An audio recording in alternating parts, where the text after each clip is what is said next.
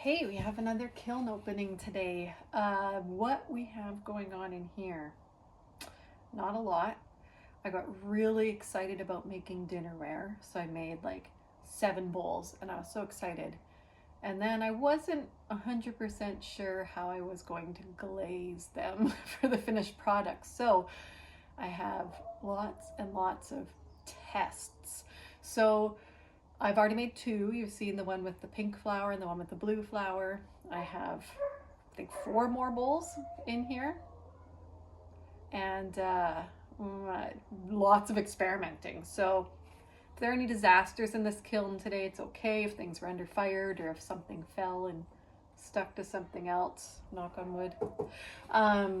Yeah, so let's see what we've got today.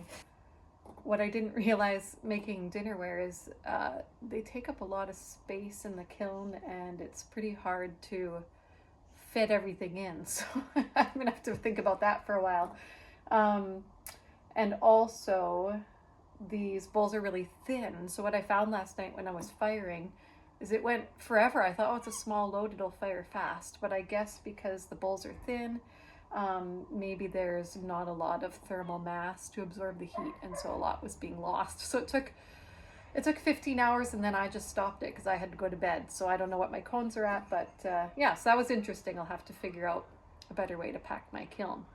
Okay, I keep glancing in because I see some of my experiments. So here we go. 1.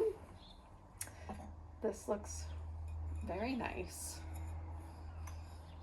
I tried a burgundy flower and less green so that it didn't run, and none of it ran. And all of this looks really nice. And I just did that same kind of burgundy on the outside. So this is really pretty. I just don't know if anybody's doing burgundy Merlot wine color right now. Anything I make in this color I love doesn't seem to sell. So beautiful. Then I wanted to try something completely different and maybe try a white flower with a not white background. So here we have the white flower with some browns. So that's really neat all on its own too. I didn't put any green on the leaves and I'm thinking maybe I should have done that, but that's interesting as well. And then, hooey, this one's warped. You can see how that's not round. So that's when the clay is too wet and I pick it up like this and it goes, you can see it just fits my thumbs perfectly. So this was another experiment. I used like a dark wash in the background, which is a manganese wash. And then I put some opal white over top just to see if I could just subtly highlight all the textures, which it worked.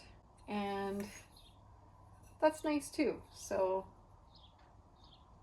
has potential, but we'll see. Then I have a little test tile again. That's just, I don't even know what to do with that. At Christmas time I did angels, so I thought maybe this time of year I might try some little fairies. So those turned out nice. They'll have just little wooden heads and whatever fairy-like things I want to add. So those look good. Here's my last sample bowl, and this is how I always imagined I would do them. And that is just white in the middle. So you just see the texture, and this one has some blue on the outside. I really like the simplicity of that. So for me, this is perfect. But there's something about those burgundy flowers I really like too.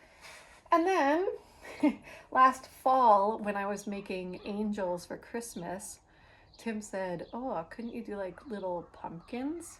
Which is a very popular thing to do in clay. So I tried some mini pumpkins, orange one. So again, I was thinking they'd have a little head and be a little person character that you can hang, but there's an orange pumpkin, burgundy pumpkin, and a blue pumpkin, and a turquoisey green pumpkin.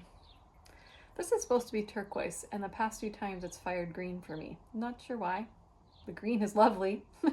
I guess I just never know what I get when I use this glaze. And I just had this bowl. Again, this is another like example of how clay can warp. So I had made a nice round bowl and then I dropped it on its side. But then I thought, hey, why can't I make an oval squishy bowl? So there's that. And let's see our cones. Well, almost reached a full cone 6. Pretty close. So no complaints. Everything should be good.